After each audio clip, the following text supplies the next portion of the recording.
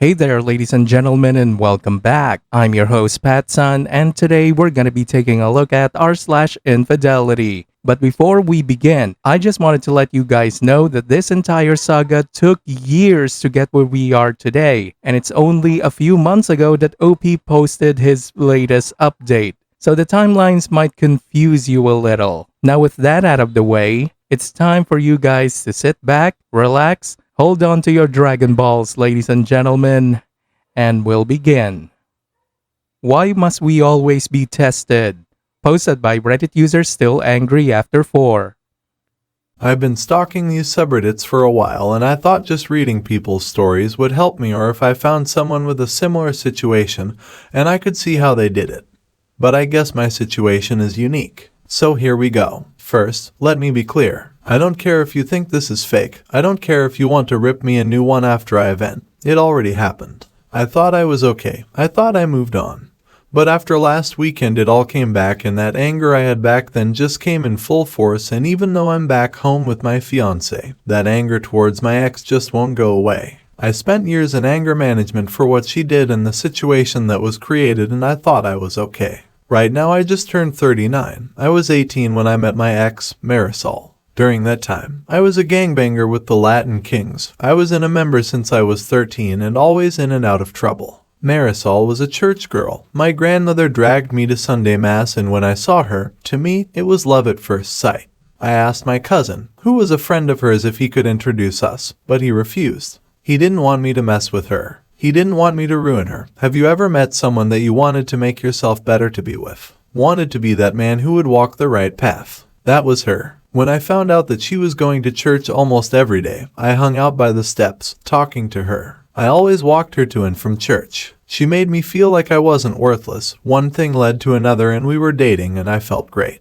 For a year and a half I pushed myself away from the gang life, got my jet, became a regular churchgoer, and was thinking about the future when I got unintentionally pulled back in. I was at a store and ran into someone that I used to have problems with. They were running their mouths and I tried to ignore it. I swear I did. I just let them talk and I walked away.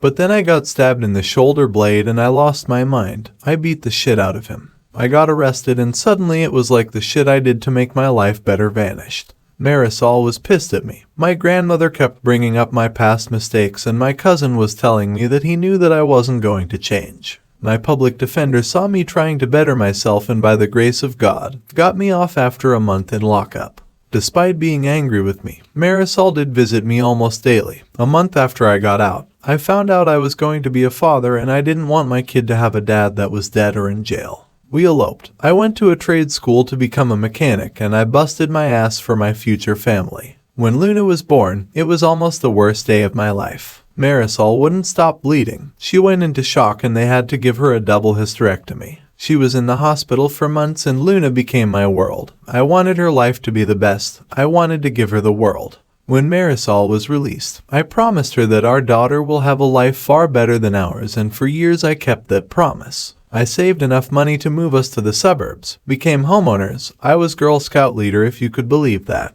I made sure Luna went to private school, made sure she knew how to defend herself, and always made sure I was the perfect husband. I didn't know my parents, didn't have a positive male role model in my life, so I didn't know what a healthy relationship looked like. That's a lie. TV dads were my male role models, and I mimicked them in the marriage they had on TV. As the years went by, I owned my own garage. My cousin became a pastor. My grandmother was still a pain in my ass. My relationship with my wife was stronger than ever. I made sure I kept my prison body. But Luna hated me. Since she turned 13, she just started hating me. She didn't want me to hug her, rolled her eyes every time I told her I loved her, ignored me when I asked her about her day in school. It hurt me, and Marisol saw it. She told me that she's a teenager and that I should just let it ride. She will come back to me. For 2 years it was like that. So for her quinceanera I wanted to go all out. Got everything she wanted, and she was still disrespectful, and briefly the old me almost came out just to put her in her place. But instead I went to my cousin, vented my frustration and doubts about being a good father, and he told me to just let her be, and he said a prayer for me. I wanted a slideshow for the father-daughter dance. I got a chunk of the pictures of us together, but I realized I didn't have any recent pictures of us. She didn't want to take any. The last time I had pictures of her and I smiling with me was on her 13th birthday. and those were on my daughter's broken tablet. I took that tablet, went to a repair shop, and I didn't care the cost. I needed that tablet fixed. After a day and $300, the tech fixed it and I was happy. I knew her passcode, but I never bothered invading her privacy. I just wanted those pictures, and when I opened that tablet and looked in the gallery, there they were. My little girl, smiling and happy to be with me. I felt great. Then the instant messages appeared. It was my daughter talking to my wife. It was a long banter that she didn't want me to dance with her, and it did hurt. But like my wife said, she's being a teenager. Then she said something that destroyed me. She texted why she had to do the father-daughter dance with me since I'm not her father. Sensobean! I felt my heart stopped. I got dizzy, my mouth dried up, and I needed to sit down. My wife responded that I raised her. I loved her, and that makes me her father. But Luna responded by saying that my cousin is her father and she can't wait for her to turn 18 so she could tell me the truth and she could live with her real dad. That she hated me, that she thanked God that I'm not her father. Marisol began cussing her out, saying that it was a mistake for my cousin to tell her the truth 2 years ago, and the more they talked, the angrier I was getting. My wife lied to me for 15 years. My cousin, whom I confide my issues about Luna and my fears about being a bad father, not only fucked my wife, but had me raise his child. I wanted to hurt them. I felt a mixture of anger, sorrow, grief. I wanted to scream, cry, and die at the same time, if that makes any sense. I went to a dark place, and so I wouldn't do anything stupid. I told Marisol that I needed to focus on work so I could pay the quints, and instead I drove to Manhattan and saw my old public defender, who wasn't a low-level attorney anymore. He had a nice expensive firm near Midtown East. I was surprised that he remembered me, but apparently I was his first case as a public defender. We sat down and I told him everything. Gave him the tablet, and when he turned it on, the messages just kept coming. Only this time, Luna was talking to my cousin, her real father, and he was telling her to give me a chance. How I was always there for her, but Luna told him that so was he. How it makes sense that they have so much in common, and even called him Pappy multiple times in their conversation, and he responded and told her that she was his little girl. We went through our options and he asked me what do I want to do, and I told him that I wanted to go full scorched earth. I wanted to poison the well, and he asked me several times if that is what I wanted, and I nodded. I also told him that everything had to be filed before the quints in 2 weeks. So we sat down and spent the next 12 hours on what was needed to be done, and I followed his instructions to the letter. I secretly placed my business for sale, called the private school and told them that I will not be paying for next year. Closed the college accounts and the savings that I had for Luna, and prepared to place my house for sale online. No one was the wiser. I followed his instructions perfectly. There was only one thing I deviated from. The day of the quints. That day went off without a hitch. The whole family was there. Luna was smiling, having fun. Marisol kept asking me if I was okay, and I lied to her. It was hard lying to her. From the moment I met her, I never lied to her, and during those 2 weeks, every time I kissed her, held her, made love to her, it was hard not to scream at her. It was hard not to hate her. She knowingly let me raise another man's child. She slept with my cousin, a man who I saw as my brother, the godfather of my child, the best man when I eloped, my confidant. So the rage was hard to suppress, to say the least. When it was time for the father-daughter dance, I called her to the center of the stage. She looked annoyed, but walked over. I had the music playing and she smiled, and it tore me apart, seeing her smiling at me. For years I wanted to see that smile again, and now I didn't want it. As we danced, I had the slideshow playing. Pictures of the two of us, and towards the end of the song, screenshots of her text messages with her mother and real father. Needless to say, this didn't bode too well. Marisol looked like she saw a ghost. Luna just kept staring at the large screen, and my cousin just stared at me with fear. Marisol ran to me and told me that she could explain, and I told her that I filed for a divorce, that she could explain it in court. She grabbed my arm, begging me, and I pulled back. I told Luna that I busted my ass to give her the world, and now she doesn't deserve it. I began to walk out, but not before telling my cousin that every time I see him, I'm going to knock him out.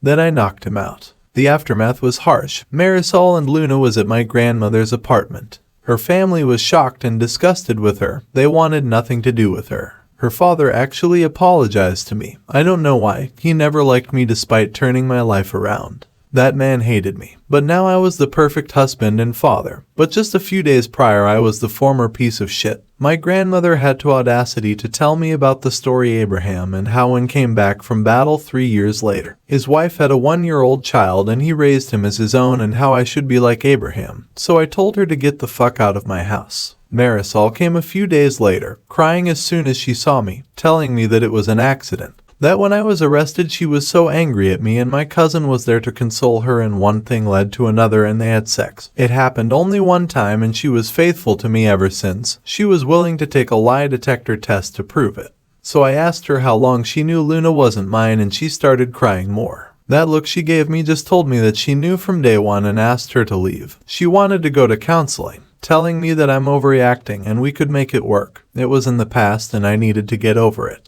That I am Luna's father, despite what happened and I allowed my temper to get the best of me. I must have repeated get over it over a dozen times at full volume while grabbing her shit and tossing it out the door. I called her a lying whore. I told her that I didn't want to see her fucking face ever again. And I told her that this life that I built no longer belongs to her before shoving her out the door. A couple of weeks went by and she kept blowing up my phone. Not once Luna tried to reach out to me. Marisol was shocked to learn that I sold my business, even more so when she learned that I had an open house. She came in screaming, telling the viewers to get out of her house and pleading with me to seek help, that I was ruining our marriage, that I had no right to sell our home, the home where we raised our child in, and I told her that this house is full of lies. It's a house where I raised another man's child and when I sell it, I will give her half and ordered her to get out before I called the cops. It was a bluff. All she had to do was play the victim and I would have been arrested.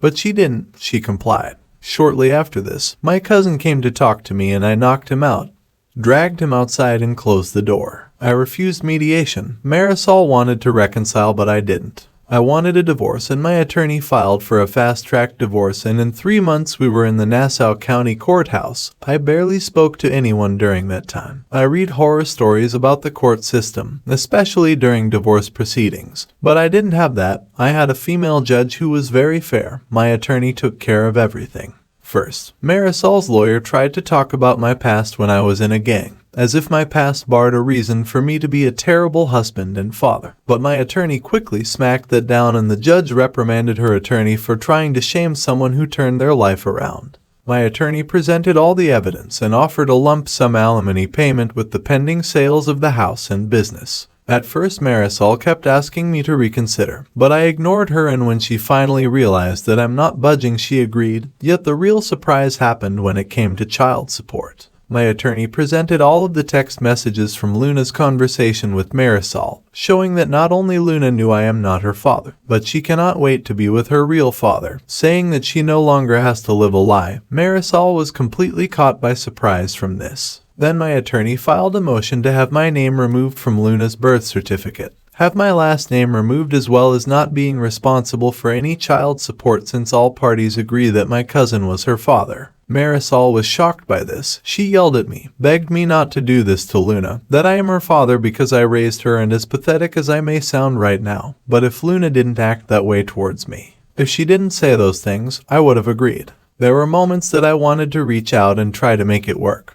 But then I would look at Luna's continuing text messages to her friends. Her real father and mother and I were focused on my resolve. Until this day, I don't know what hurts the most. Being lied to by a woman who you thought was the love of your life or having a child who you tried to make their lives better, to give them the world, just to toss you aside like trash. The judge was quiet for a long while reading page after page after page of the text messages. In the end, she agreed. I was not financially responsible for Luna and my name could be removed. My attorney also files a motion for the courts to go after my cousin to pay for child support and a motion to sue my cousin in civil court for all the money I have spent raising Luna. The private schools, dance classes, Girl Scouts, horseback lessons. Everything I have ever spent on that child, and after my attorney explained to the judge that my cousin committed fraud for knowingly allowing me to raise his daughter and not offer any financial support or assistance. It was a Hail Mary and the damn judge agreed. I didn't bother looking at Marisol when the judge made her decision. I didn't bother listening to her as I walked out the courthouse. I didn't care as I heard her cry, her telling me that she only cheated one time and was faithful ever since. I just didn't care anymore. A few weeks later my ex called me, shocked that I stopped payments on Luna's private schools and all of her activities and told her to call her baby daddy before hanging up. Even Luna called me, First time since this entire ordeal, and she fucking calls me crying that she has to go to public school, that they were moving to the old neighborhood and how scary it was and how she wanted us to be a family again. I told her to go to her real father, the man who she truly wanted, and ask him. I yelled at her, told her that not only she knew for years, but I read all the text messages, the back and forth, and from her own words, she was thankful that a hoodlum like me wasn't her father, even though I haven't been a hoodlum since the day I found out I was going to be a father. I hung up on her after that. I thought about ending it countless times, thought about sending my cousin to the shadow realm. But I made him pay. He had to pay me $500,000. $500,000 that was all mine, and not 1 cent belonged to my ex because she agreed on the lump sum. I didn't care that the money came from the church. I was hurting. I left New York shortly after and went to Idaho, as far away from New York as possible. I just picked a random state and city and just left, opened up a new shop, got a house, but for 2 years I had trust issues. For 2 years I saw a therapist, anger management. I went to rage rooms. It was difficult until I found myself going back to church, and ironically that was where I met my fiancée. Jocelyn is wonderful. She just turned 30 at the time and we just hit it off. I told her everything that happened to me. I explained to her that I'm going to have trust issues, and she understood. A year later, she told me that I was going to be a dad and insisted that for me to have a DNA test, just so I can have peace of mind. I forgot what it felt like to be happy again, and when my son was born, I was overjoyed. I called my grandmother for the first time in years. She cried, and when I told her about my son, she insisted that I come to New York so she could meet her great-grandchild, guilt-tripping me by saying that she's 90 and would like to see me one more time, and I agreed. We flew to New York, rented a car, and drove to Bushwick. The one thing I dislike about the hood, you only need to see one person from your past and the whole fucking neighborhood knows that you're back. My grandmother saw my son, met my fiancé, made an offshoot comment in Spanish about her being white, and I just yes her to death. I was planning to spend the week, do the tourist thing for once. It was Jocelyn's first time in her life in the Big Apple, and I wanted to make it special. Damn it, nothing works out as planned. First my ex shouted my name from downstairs. I looked out the window and was surprised how fat she got. Good Lord, how is he so fat? My grandmother told me in Spanish to talk to her, and Jocelyn agreed. I went downstairs, was awkwardly silent for a minute, and that anger just came back like a flood. Marisol told me that I looked good, and I said that she looked like shit. She told me that she missed me, that she'd never been with another man since the divorce, and I ignored her. She even had the audacity to tell me that I'm a grandfather, and I gave her a look. Apparently Luna got with a decent guy and got knocked up at 18.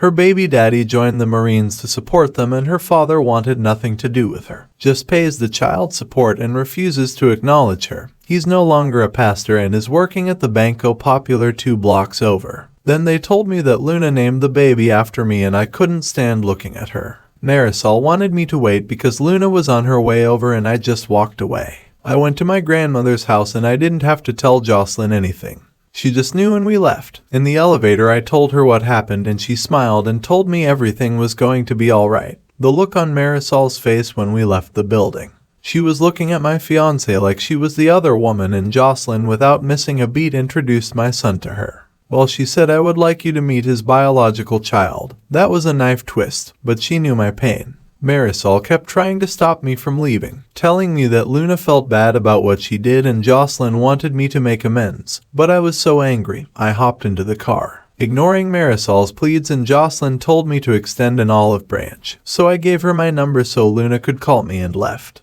At the red light I saw my cousin by the Cachafrito stand, and I don't know what came over me. I got out the car, ran up to him and beat the shit out of him. Jocelyn was screaming, telling me to stop, and when we locked eyes, I could see the fear. I spit on him and left. And back home, working, being a dad and a good fiancé to a beautiful woman. Yet since going back, when I'm alone with my thoughts, the anger comes back. Luna did text me with a picture of her smiling with her son and telling me that she was sorry for what she did. Yet, I don't know if she's sorry that she missed me or if she's sorry because the man she wanted to be her father wasn't the man she thought he was. I'm so confused and I'm scared to reach out to her. I want to get past this. I want to move on. My family was my everything. My daughter was my world. Even after these years, it still hurts. It still makes me angry, but I know I need to move on.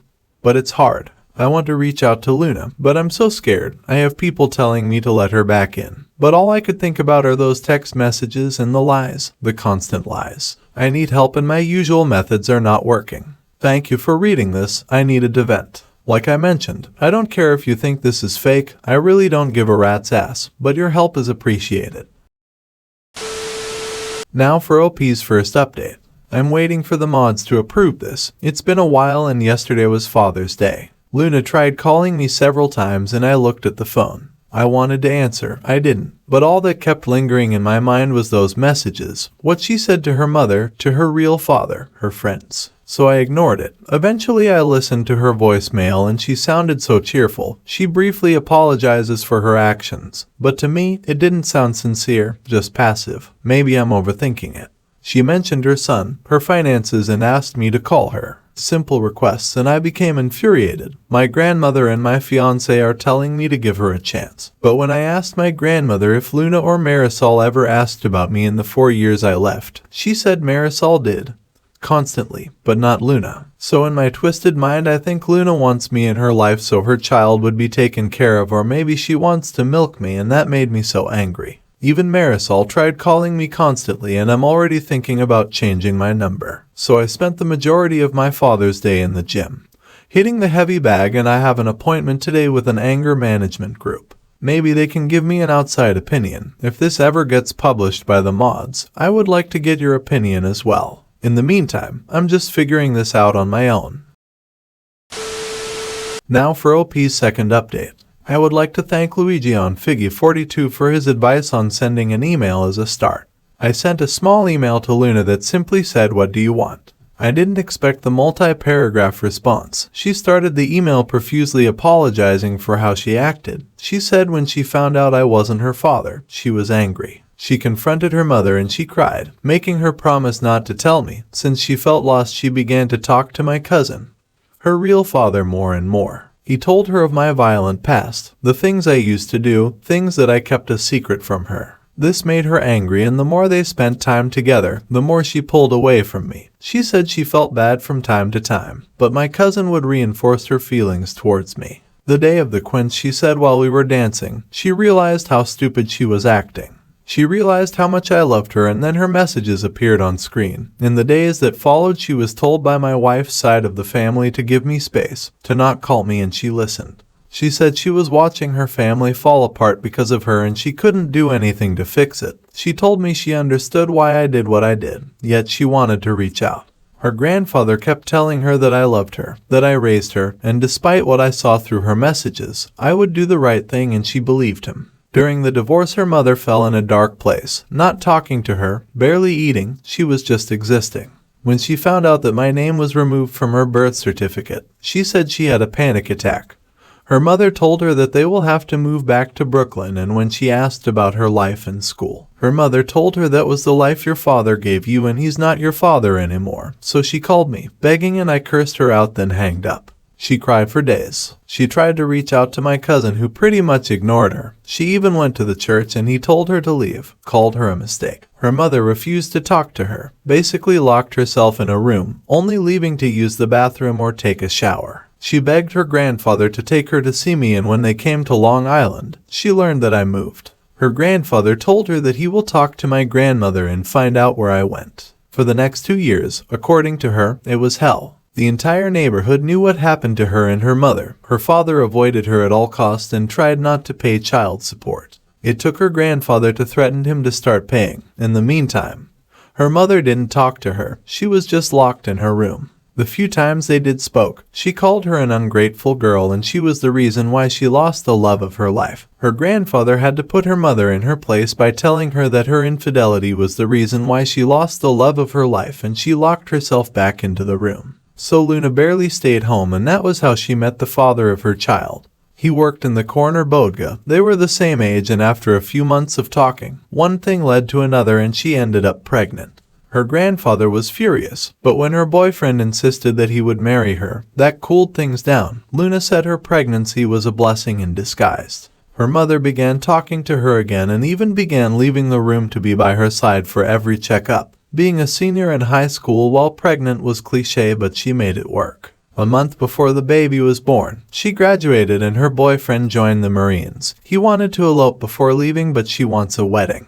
Her boyfriend had no issues naming his son after me. Apparently, his father was absent, and the fact he was a junior was a reminder that he shared the name of a man who didn't want him. When she heard I was in town, she got a speeding ticket trying to get to my grandmother's apartment. She wanted to see me. Wanted to apologize, wanted me to see her son. She just wanted to see me. However, she was late and she cried. When her mother gave her my number, she wanted to call me immediately, but the entire neighborhood was talking about how I beat her father up. So she waited. Her mother was sad to see that I moved on and have a son. Luna was happy to know she had a little brother, but her mother became a little more depressed. I felt sorry for Marisol. After I read the email, I called Marisol and asked her if this was true. That she refused to talk to Luna for years and blaming her for our divorce. She confirmed it, and at first I yelled at her, but I regained my composure when I heard her crying. I told her to move on, find someone else, but she said no. She told me that I was her husband and I will always be her husband. It broke my heart a little. I then had my grandmother go see my cousin so I could talk to him.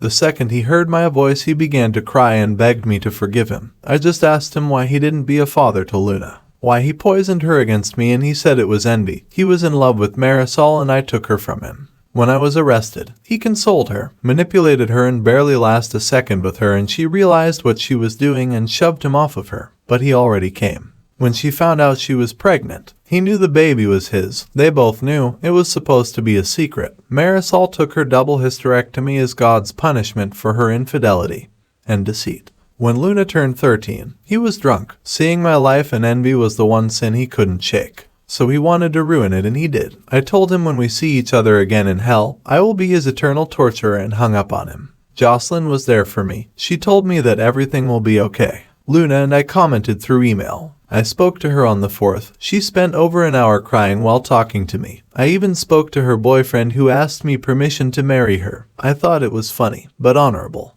My wedding is next month and Jocelyn wants me to invite Luna. At the same time, Luna wants me to give her away for her wedding in November. My future father-in-law sat me down and told me that he couldn't grasp my situation, but respect the road I took because the road saved his little girl. Gave him a handsome grandson and a future son-in-law that he would kill for. That made me laugh. But he told me that I need to let go of the anger and start forgiving, but never forget. He's right. So we gave Luna an invite to my wedding. Even offered to pay for the plane ticket. Her boyfriend, or should I say fiancé, said that he will work it off at my garage when they arrive. I kinda like him. As for me giving her away, I don't know yet. Let's see how the wedding happens first. Thank you again for the advice and the few messages. No one was rude or disrespectful. You guys helped me so much. I'll update if something happens, but for now, I have to get things ready for my wedding next month. Now for OP's third update. A lot has happened in such a short window. Again, I would like to thank the large number of support within the messages. Of course, there were hate messages, but all I could say to those people, what you would have done and what I did are two different mindsets, and until you go through the same situation or something similar, don't tell me how I should have felt. Leading up to the wedding, I was already on eggshells. Jocelyn was the happiest I have ever seen. My in-laws were freaking out due to the number of people that were coming. I swear, I think the whole town came. While all of this was happening, I was an hour and a half away in Boise waiting for Luna and her family at the airport. In the days leading up to her visit, we spoke a lot. She mostly crying, apologizing, and me just listening. When she couldn't speak anymore, I was talking to her fiancé, who is more down to earth. When their plane landed, I was so scared, not for seeing her again.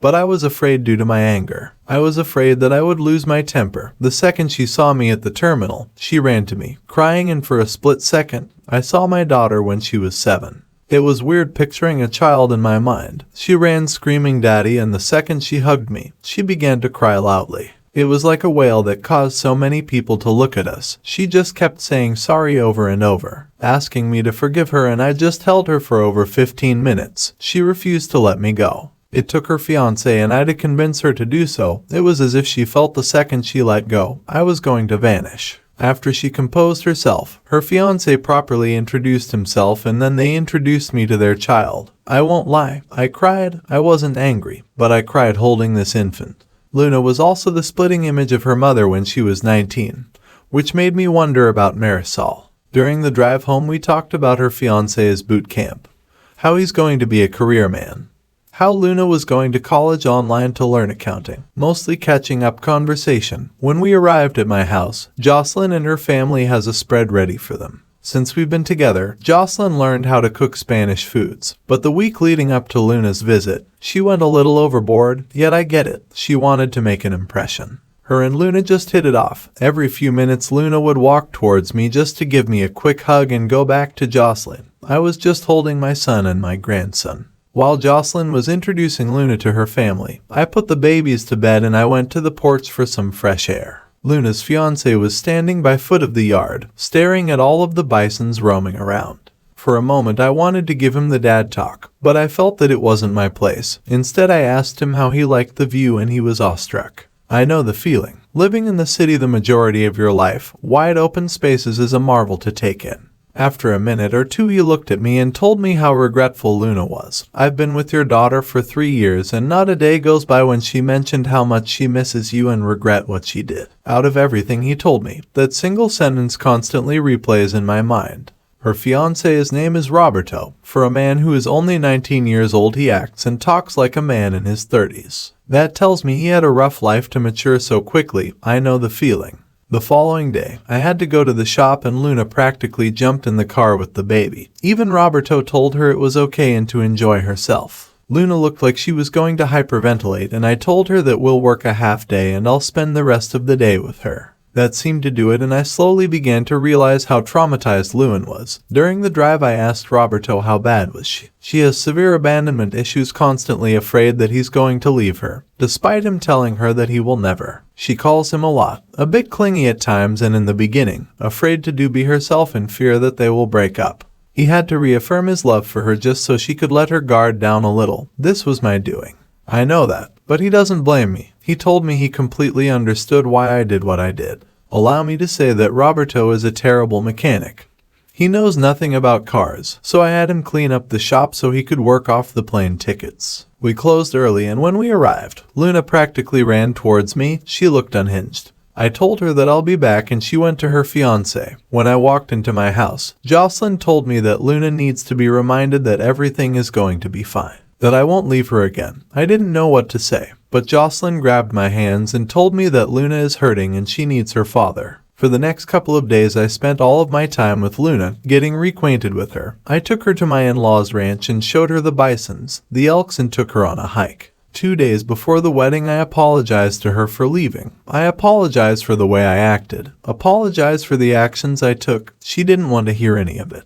She told me that there's nothing that I should apologize for. She said she knows she was the reason why it all fell apart, that she knows it was her fault and I had to stop her. I began to cry. I told her that it wasn't her fault. I was angry. I was hurting, and despite what happened, I should be the one who should apologize. We both cried and just held each other. Luna appeared to be slightly better. On the day of my wedding she was happy. In the last minute, Jocelyn made her into a bridesmaid and Roberto a groomsman. The wedding was beautiful. During the reception I asked the DJ to play the song from Luna's Quince and I asked her to dance with me. She was crying the entire time, holding on to me for dear life as we danced. I haven't felt this happy in a long time. I let Luna and her fiancé stay in my house, taking care of her little brother while I went to Hawaii for my honeymoon. When we got home, she was happy. She hugged us. It felt great. Roberto told me that he's going to Camp Dwyer in Afghanistan and would like to know if Luna could stay near us. He would pay for an apartment near us until he could buy a house. Of course I said yes. They went back to the city the day before yesterday. Like I said, it's been eventful. Luna's wedding is in November and Roberto is leaving in December. Roberto sent me what constitutes as a year's rent for a townhouse community 3 miles away from my house. However, Jocelyn suggests we should put a double wide on our property for Luna and let her save her money to buy a house when Roberto comes back. Marisol has been blowing up my phone, and based on the messages she left, she's not happy that Luna is moving. Right now, my focus is my family and to mend my relationship with my daughter. Now for OP's 4th update. Before I begin, I want to thank all of you, even the haters and the doubters. When I posted a year ago, I was in a dark place. I was always angry, lost, depressed. The people here really helped me, and the gratitude that I have for all of you will be with me until the day I die. This community helped me get my daughter back. All of you helped me get my life back. The past year has been great, but not without its ups and downs. I have another son and Jocelyn wants to try for another one. I'm going to have another grandchild. Luna is 2 months pregnant and my son-in-law has applied for officer training school. I'm hoping he gets in. My daughter has been getting a little better since the therapist started her in prolonged exposure. For a while her panic attacks went from mild to severe, and thanks to Werewolf IL84 for suggesting exposure therapy because it has been a blessing. Our therapy sessions together were hard in the beginning.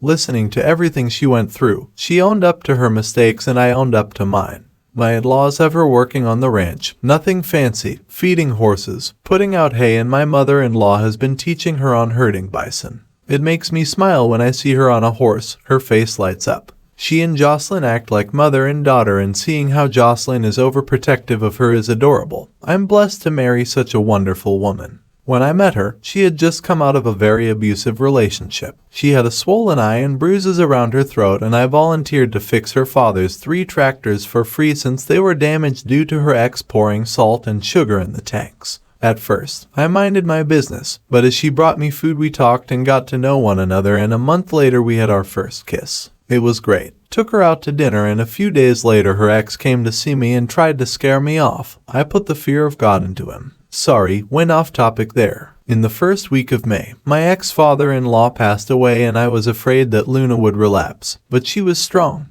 thanks to Roberto being there with her. That man had a strong impact on her life, and the level of gratitude that I owe him will never be repaid.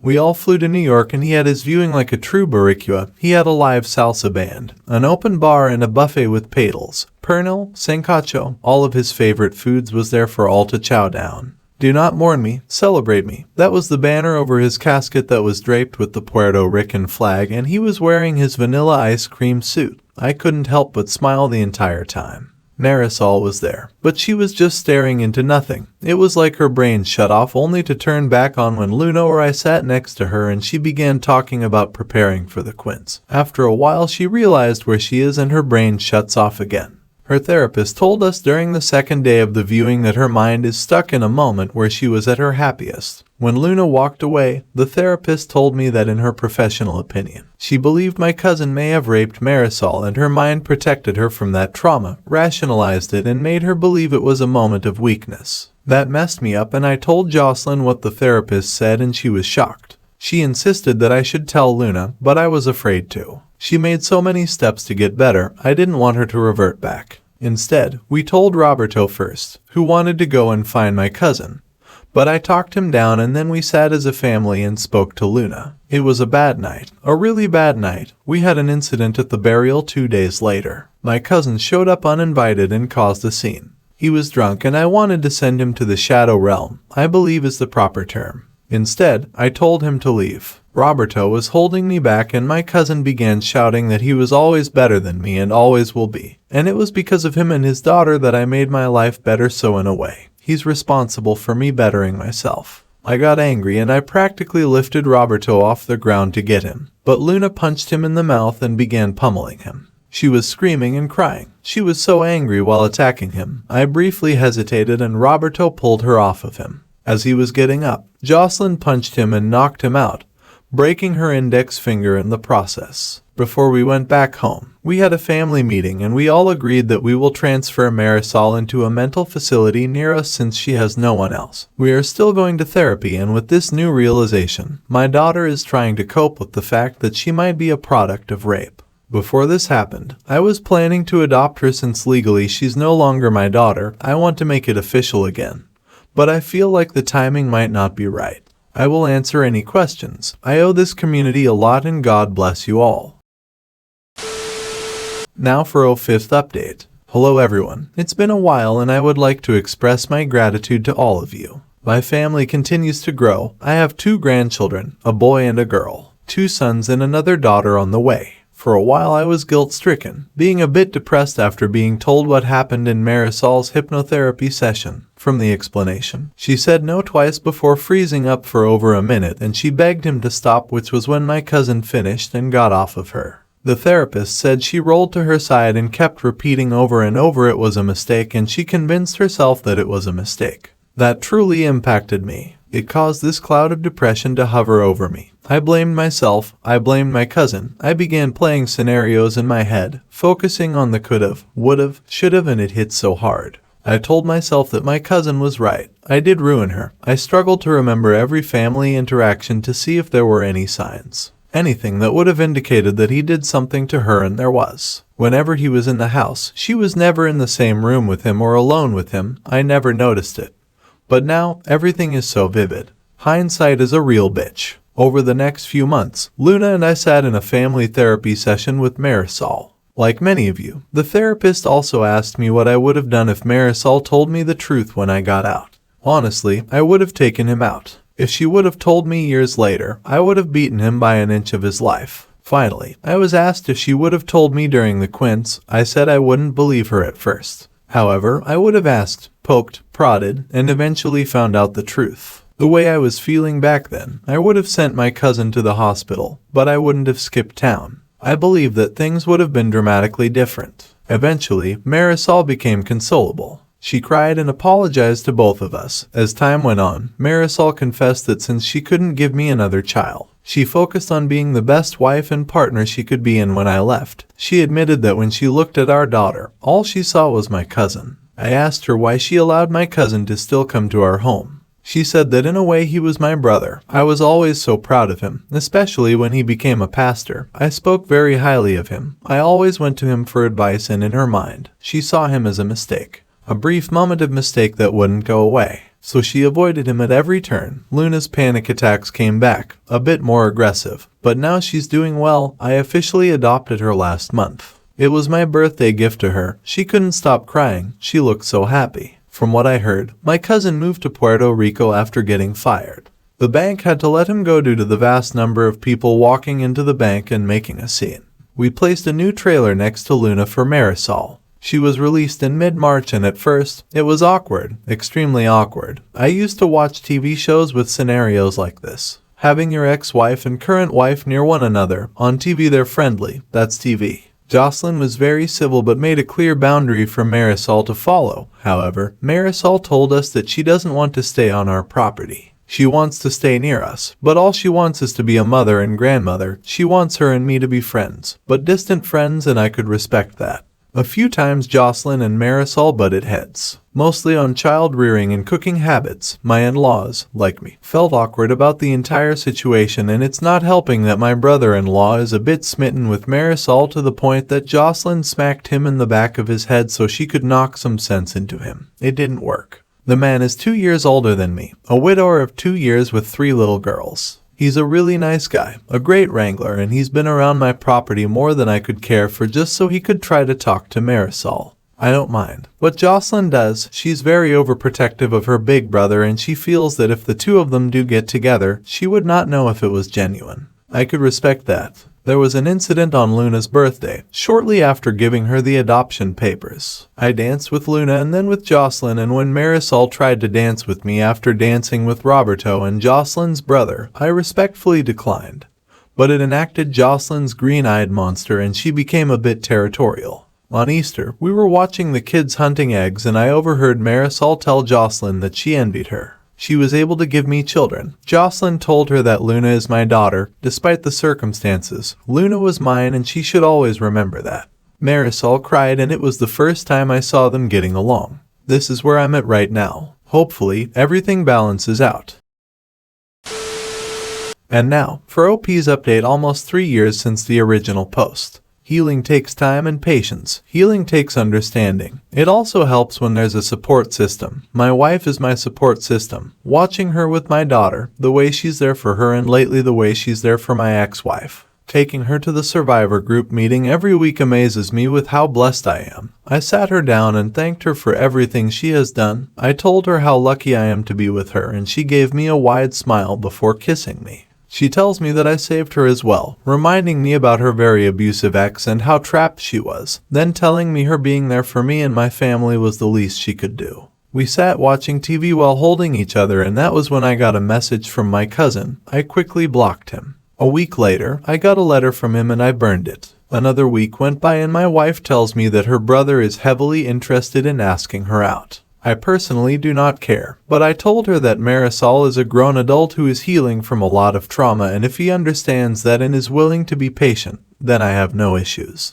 A day later I got another letter from my cousin, and once again I burned it. Normally I would complain about how he found me, but I am named after my great-grandfather, whose name is extremely unique and my last name is not that common, so finding me with a simple Google search wasn't that difficult. In mid-June, we were enjoying a bonfire. I smiled at my daughter and son-in-law slow dancing to no music. My wife had her head resting on my chest, and I noticed my brother-in-law and Marisol kissing, and I smiled. A few days later, my cousin tried to reach out to Luna on Facebook, and she had a panic attack. Roberto blocked him, and later on that day while we were at the supermarket, my wife's ex came back to town and had the nerve to try to talk to her. I could see the fear in her eyes, and I just reacted. It was a single punch, but I made sure it spoke volume. My wife, my rock, my support was a quaking mess. The way she was shaking and terrified made me want to pounce on him.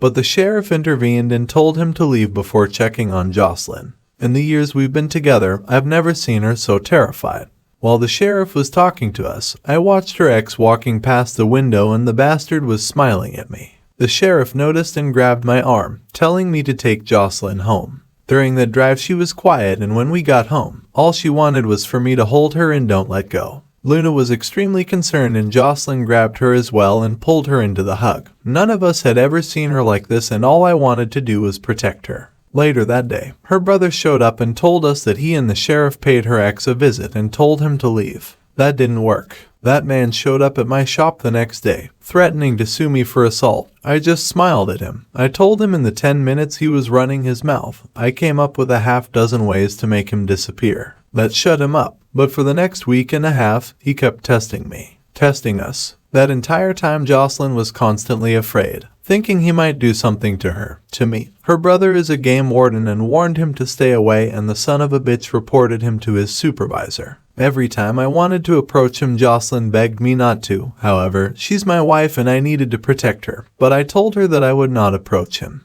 Her father soon told me everything about that man, everything he did to her. I told him that I was surprised that he never got rid of him, and he said around the time he was seriously contemplating it. His kneecaps got broken and he left town. He was smiling wide at me, and I couldn't help but smile back. On the 29th, we were preparing for the upcoming Western Idaho Fair when I got another letter from my cousin. This time I left it on my desk. Marisol approached me, asking me if it was okay for her to pursue a relationship with Jocelyn's brother, and I told her it was, but only if she feels that she was ready. She shrugged, telling me that she doesn't know what she wanted, but she does like him and thought about him and his kids a lot. I told her I wanted her to find happiness, and she began to cry, but they were happy tears, and I was happy for her. My phone rang. It was the sheriff. Jocelyn's ex and another man is in the hospital. His face is practically smashed in, and the other man had 2 broken eye sockets. I was preparing for him to accuse me, but then he told me that he had my son-in-law in holding. The sheriff said there were a lot of witnesses that came in my son-in-law's defense. I didn't want to hear it over the phone, and I raced to his office. When I got there, I saw Luna sitting by the front desk with a nasty bruise on her left cheek. The sheriff came to me and told me that according to all the witnesses, Jocelyn's ex purposely bumped into Roberto as he and Luna left the coffee shop.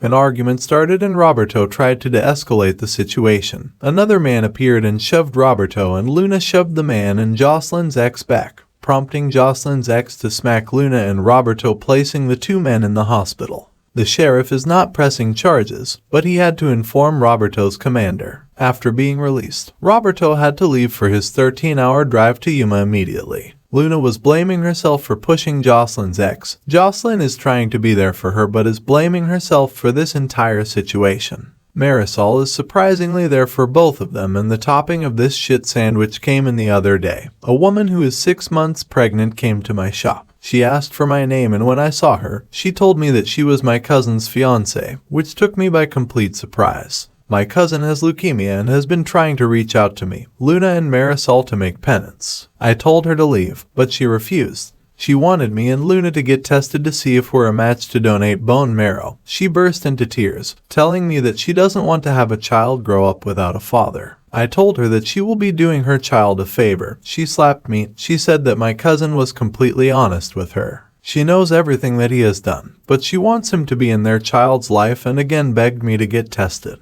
I could pretty much guarantee I'll be a fucking match because that's my fucking luck. When I went back to my office, I opened up my cousin's letter. I was expecting to read a plea for mercy, for me to save his life. Instead, it was a letter confessing everything he has done. How while growing up, he looked up to me, loved me, but when I began rebelling and joined the Latin Kings, he hated me for the pain I placed our grandmother in. I took everything for granted, and even though I always had his back and scolded him to make sure he stayed in school, he saw me as a hypocrite because I never took my own advice. He taking Marisol away was the straw that broke the camel's back. He didn't expect me to actually try to make my life better. When I got stabbed and arrested, he saw that as divine intervention and admitted despite her telling him no, he had to have her. He placed in the letter that because of him the woman he loved was broken. He ruined his daughter and destroyed the only man who loved him unconditionally.